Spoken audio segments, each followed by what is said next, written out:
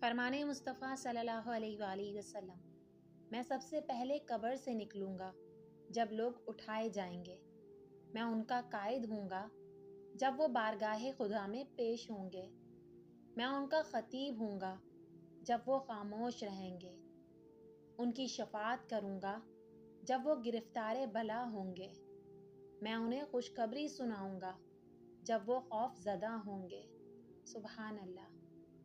پیارے نبی صلی اللہ علیہ وآلہ وسلم نے ارشاد فرمایا، اے تاجروں کے گروہ، جھوٹ سے بچو۔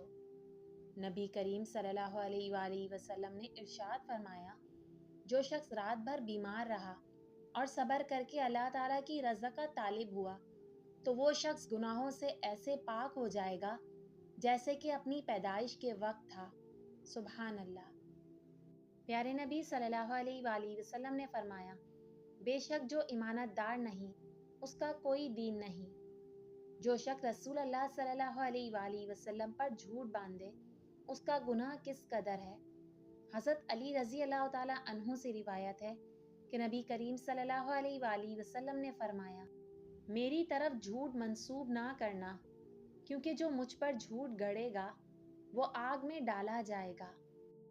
پیارے رسول صلی اللہ علیہ وآلہ وسلم نے فرمایا، جس نے کسی ظلم و زیادتی کے بغیر کوئی گھر بنایا یا ظلم و زیادتی کے بغیر کوئی فصل بوئی، جب تک اللہ پاک کی مخلوق میں سے کوئی ایک بھی اس سے نفع اٹھاتا رہے گا تو اس کا ثواب اسے ملتا رہے گا۔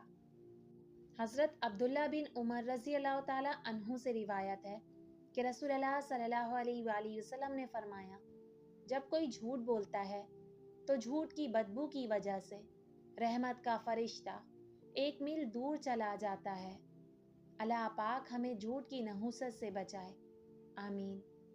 پیارے نبی صلی اللہ علیہ وآلہ وسلم نے فرمایا، خبردار، جھوٹ چہرے کو سیاہ کر دیتا ہے اور چغل خوری عذاب قبر کا باعث ہے۔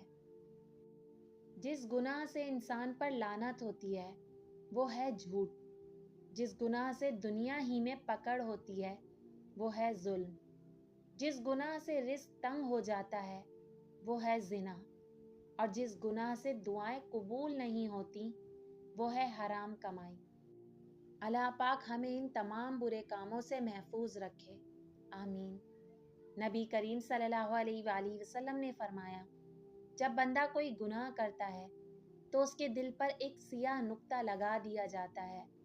جب وہ اس گناہ سے باز آ جاتا ہے اور توبہ و استغفار کر لیتا ہے تو اس کا دل صاف ہو جاتا ہے، اور اگر وہ پھر گناہ کرتا ہے تو وہ نقطہ بڑھتا ہے یہاں تک کہ پورا دل سیاہ ہو جاتا ہے۔ امید کرتی ہوں آپ کو ویڈیو پسند آئی ہوگی۔ ویڈیو پسند آئے تو لائک، شیئر اور چینل کو سبسکرائب کرنا مت بھولیے گا۔ دعاؤں میں یاد رکھیے گا۔ اللہ حافظ۔